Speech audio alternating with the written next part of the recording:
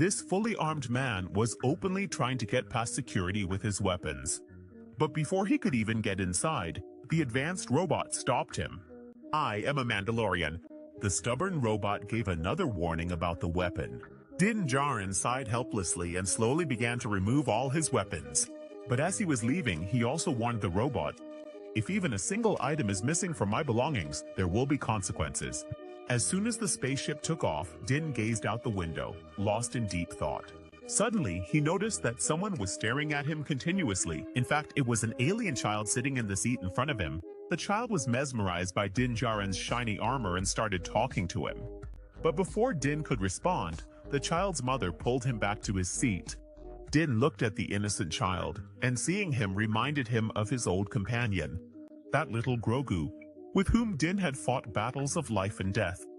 The two had become like family to each other. This time, Din was going to meet that very Grogu. He took out a small packet from his pocket, which contained a gift for Grogu. As the ship slowly landed on the ground, Din checked his belongings and set out towards the hills where Grogu was training. A robot led him to the stone walls. But as soon as Din asked if Grogu lived here, the robot suddenly shut down on its own. Then another robot standing nearby made a bench out of wood and placed some leaves on it. Feeling sad at not being able to meet Grogu, Din sat down there and waited. Meanwhile, Grogu was deep in the mountains with his master.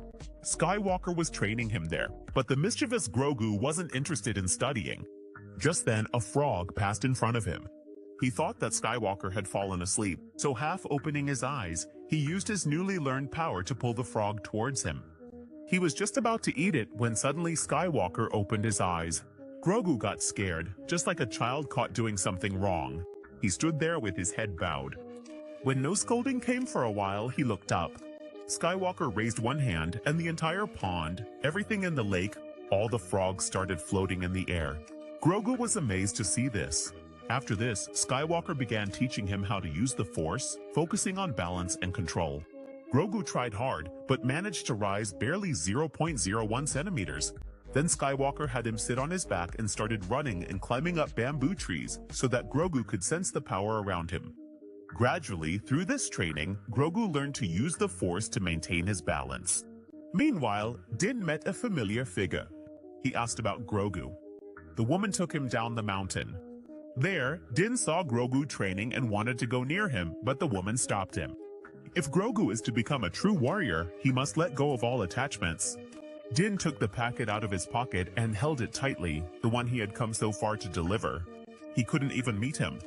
But in the end, he decided not to trouble Grogu and gave the gift to the woman. Then he quietly turned and left. Luke placed the gift and Master Yoda's lightsaber in front of Grogu. If you choose the weapon, you will return to your friend. If you choose the path, you will become my first student. Grogu liked both things, but in the end, he chose the armor and decided to return to Din. At that very moment, some armed alien warriors arrived to attack the desert city of Tatooine. Their goal was to seize the resources there and make a profit by selling narcotics. They reached the fortress of Boba Fett, the owner of the city. Boba's secretary came out and had to read a message from the datapad in front of them. But the lines written in it were so threatening that he became extremely nervous. As soon as he read, "The arid sands of Tatooine's gunflower field, body of your day," the Pike gang members got furious and pointed their guns at him. Just then, a shot is fired, and Boba makes his entrance. Both of them unleash a hail of bullets on their enemies with their blasters, but soon even more Pike members arrive. There were too many of them, and in the fight, one of them got injured. Boba immediately helped him, and together they started firing at the enemies. But the enemies kept increasing in number. Both of them were in a bad state. Meanwhile, suddenly the Pike members started dropping from behind. Actually, it was the people from Freetown